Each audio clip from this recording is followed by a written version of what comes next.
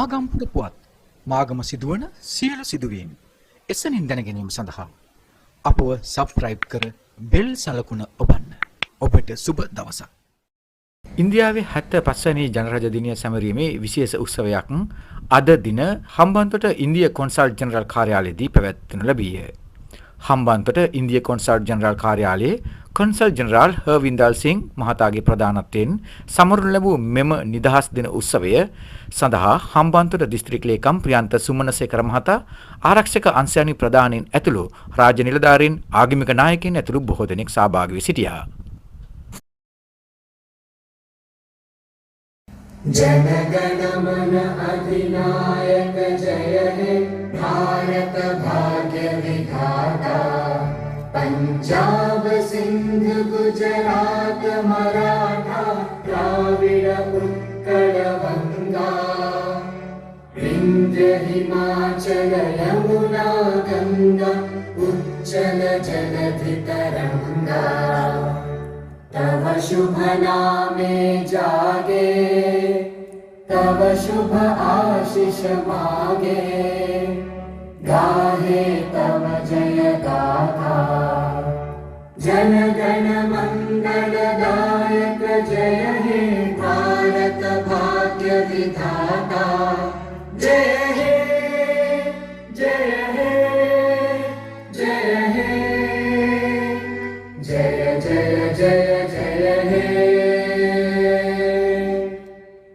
भारत माता की जय भारत माता की जय भारत माता की जय.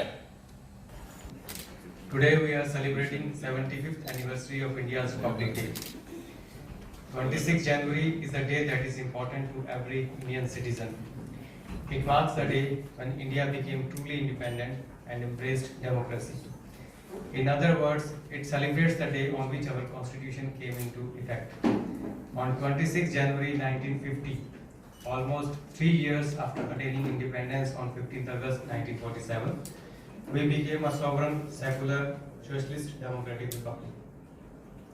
Friends, I would now read the excerpts from the message of the President which is delivered to citizens of India last evening.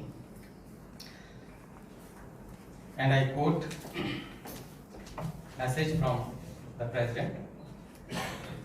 My dear fellow citizens, Namaskar.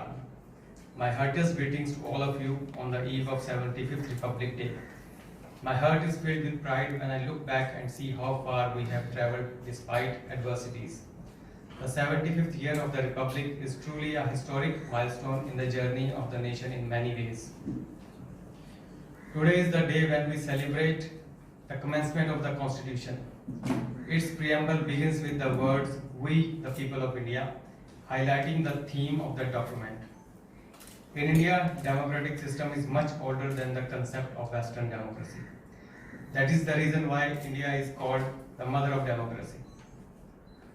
After a long and difficult struggle, on 15th August 1947, India became free from foreign rule. Yet the task of framing the principles and processes that would govern the country and unleash its true potential was still a work in progress. The Constituent Assembly of India spent nearly 3 years holding detailed discussions on all aspects of governance and produced the great founding document of our nation, the Constitution of India. Today, the nation gratefully remembers the leaders as well as the officials who contributed to the framing of our splendid and inspiring Constitution.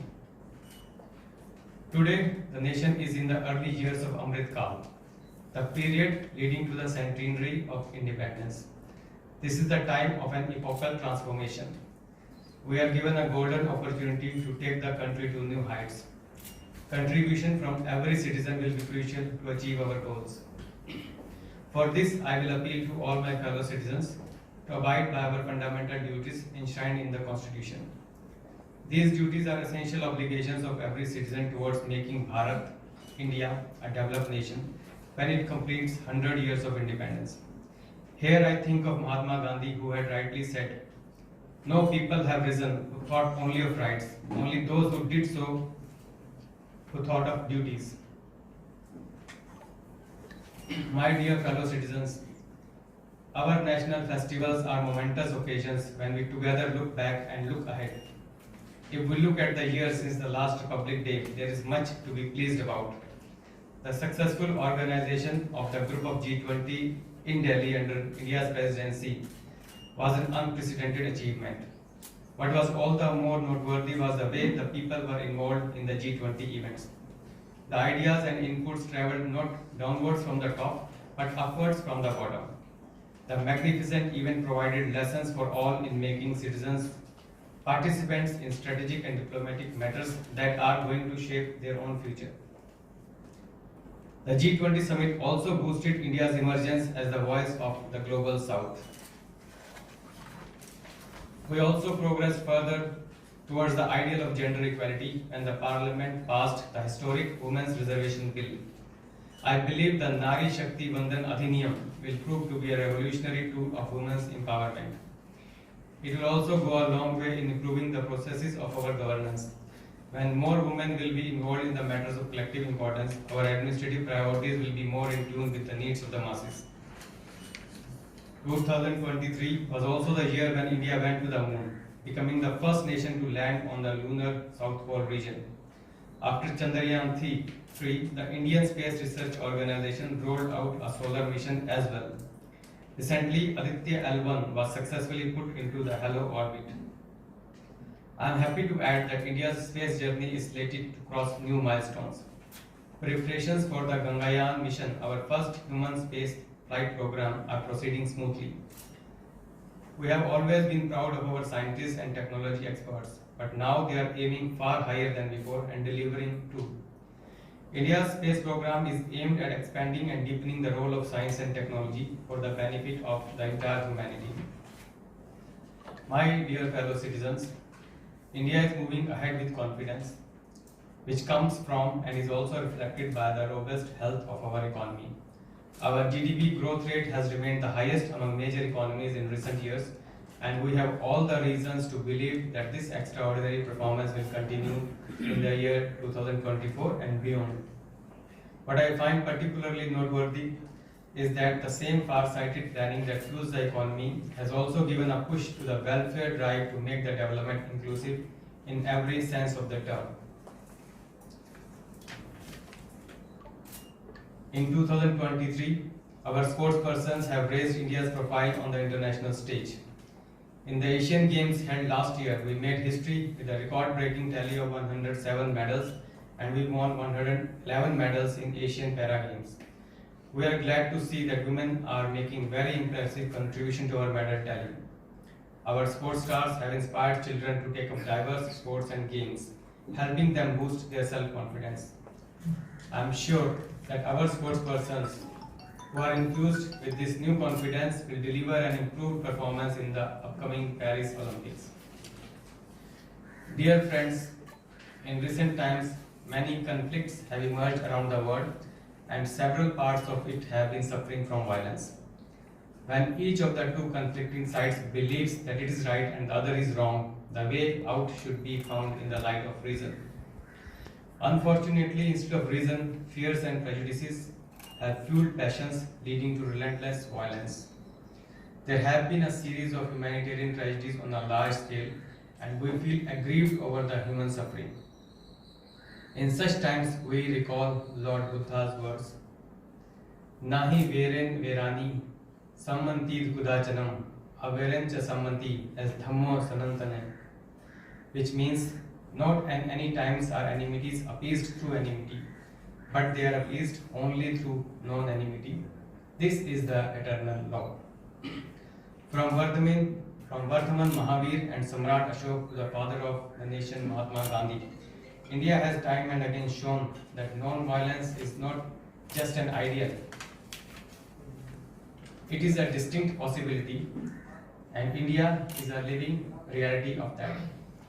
Let us hope that the regions embroiled in conflicts will find a peaceful way to resolve conflicts and bring about peace. India's ancient wisdom can also help the world find a way out of the global environmental crisis. I am glad to see India at the forefront of promoting renewable sources of energy and taking a leadership role in global climate action. India has announced the LIFE movement for adoption of environment-conscious lifestyle. The global community has appreciated our country's emphasis on individual behavior change for dealing with the issue of climate change. People everywhere can and must contribute by bringing their lifestyle in tune with Mother Nature. That will not only help save the planet, but will also enhance the quality of life. Dear friends, the period of Amrit Kal is also going to be the period of unprecedented technological changes. Technological advances like artificial intelligence and machine learning have moved from headlines into our daily lives at a breathtaking speed. There are numerous areas of concern in the foreseeable future, but there are also exciting opportunities ahead.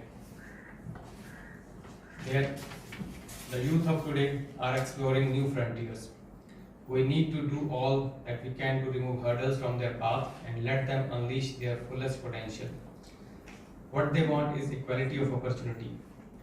What they want is not the same old rhetoric of equality, but the realization of our cherished goal of equality. It is, after all, their confidence that is building the India of tomorrow. Moreover, the mind of the youth is shaped by teachers, who are the real architects of the nation's future. I would also like to thank many of our farmers and laborers who toil silently and make a mighty contribution to creating a better future for the nation. On the eve of this auspicious occasion, India also gratefully salutes the members of our armed forces, police and paramilitary forces, without whose valor and vigil we would not have scaled the great heights we have. Before I conclude, let me offer my greetings to the members of the judiciary and civil services, my Republic Day greetings to the officials of Indian missions abroad and the diaspora community. Let us all dedicate ourselves to serve the nation and fellow citizens in every way we can. My best wishes to all of you in this endeavor. Jai Hind. Friends, this was the message from President of India to the citizens of India that she delivered last evening.